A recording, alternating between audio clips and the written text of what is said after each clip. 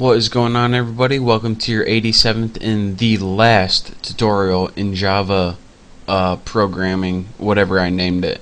And this is the last tutorial in Java programming because after this I'm going to start a new series, and it's going to be like intermediate Java programming. Because, I mean, we can only continue this beginner series for so long, and there's so much Java to go over. So this 87th video is the last in this series. But after this, there's going to be like 50 more intermediate videos, hopefully, if I ever find the time. And also, after that, it's going to be more expert. I just can't have like 200 videos in a playlist, or else it'll seem kind of weird. So that's why this is going to be the last video in this series. But trust me, we're not done Java yet. And aside from this, my hardcore Java followers are probably like, alright, what happened to Java game development? I thought we were like halfway through that. Well, we're going to be continuing Java game development, but in the meantime we need to go over some basics because we're going to be using that in our game programming. So if you're wondering and worried about, alright, I want to get back to game development, trust me guys, we will build games in Java, but first we need to learn some more basics. So what we're going to be going over in this tutorial is a couple things about strings. And I know we talked about strings before, but we never really talked about all the things that we can do with strings. So let's go ahead and make a couple more strings right now. I'm going to name mine A, B, and C, and I'll set A equal to apples. I said a lot of things equal to apples. I just noticed that. String B, set this equal to Bucky, and string C, set this equal to Bucky, but making sure it's all in caps and spell it right. It's crucial. So now we have string A, B, and C. Alright, nothing we've never seen before. Now we already know a couple cool things that we can do, like system out print line, and we can get like the length of a string using a dot length. And let me just test this to make sure it works. Good. And now there we go. And now we can see 6 right here. So, I mean, we already learned a few things, like how we can get the length using calling the length from the string class. But we can also do a couple more things. And the first thing I want to teach you guys how to do is compare strings. Now, it's a little different than you guys might think. So let's go ahead and make an if statement. And what you would usually do is if A is equal to this in whatever, whatever comparison you want using two equal signs. And this is how we learned to compare things before. But whenever we compare strings, what we need to do is we need to use the equals method. So here's what you do.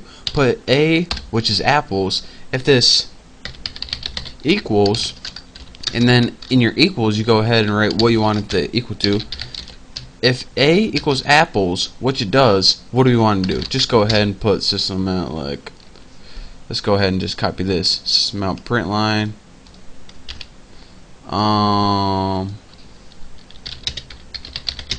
It equals apples.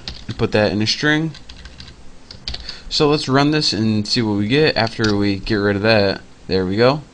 Run it and see what we get. And it says an error because I didn't use these two things yet, B or C, so that's why we're getting that. It equals apples, bam, so this worked.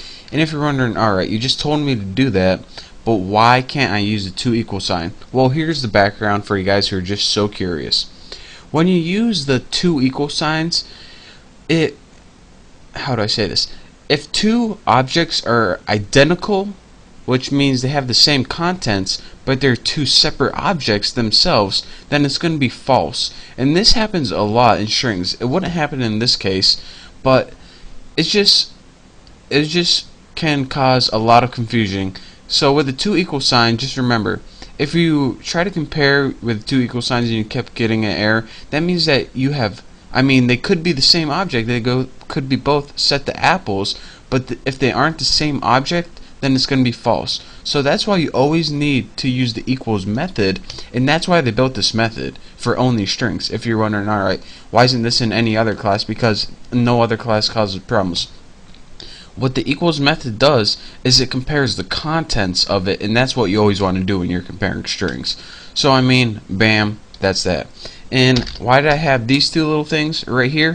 Well, we can go ahead and compare these by just doing a little quick copy paste, and we'll put like if B equals C. This is just to demonstrate that you can't, that two strings without the same casing is different. So what do we want to write? Bucky's match. Right there. So if string B equals string C, which they're both Bucky, let's see what we get. Run, and it says Bucky's match. Nope, we didn't get a Bucky's match. So let's go ahead, and now we can see that, alright, this Bucky does not equal this Bucky. But what if we're writing a computer program and we wanted to like type their name or something, and we don't care about casing? Then how can we compare two strings with kind of forgetting about casing? Well, what we need to do is this: put equals, ignore, case, and now let's see what we get. And now look at this, it says Bucky's match.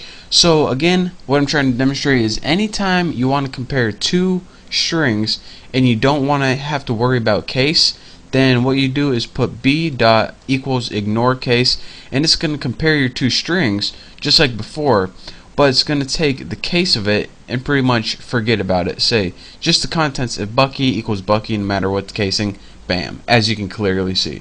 So that's that for this tutorial, and again, like I said, when you're moving on from this tutorial, don't look for an 88th video. There's not going to be one. You are now ready to go to intermediate Java programming, and I'm going to be building the first tutorial of that next, and it's going to be a continuation of strings. So with that being said, I just want to thank you guys. You finally made it through. You learned so much Java in this series, and I cannot wait to see you next time. So don't forget to subscribe, and I will see you then.